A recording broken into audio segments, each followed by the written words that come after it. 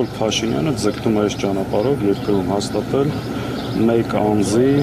դիկտատուրա, մեկ անձի իշխանություն, լավ գիտակցել է, որ ինքը զուրկ է լեգիտիմությունից եւ նման կերպ ընդդիմադիր քաղաքական ուժերի եւ քաղաքական գործիչների հետապնդումով փորձում է ճանապարհ հարթել դիմադրության օջախները ոչնչացնելու եւ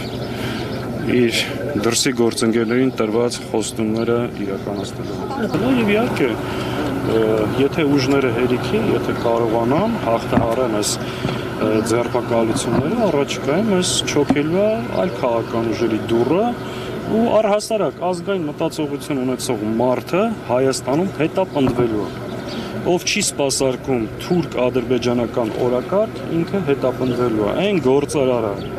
ով հաշտ չի լինելու այս թրքացման process-ի հետ, կապ չունի ինքը զբաղվում է քաղաքականությամբ, թե ոչ։ Ինչ որ մի պահի, հիշեք այս օրը, եթե սրանք մնան, ինքը եւս հայտնվելու է այս ամեն ինչի մեջ։ Հետևաբար, սա բոլորի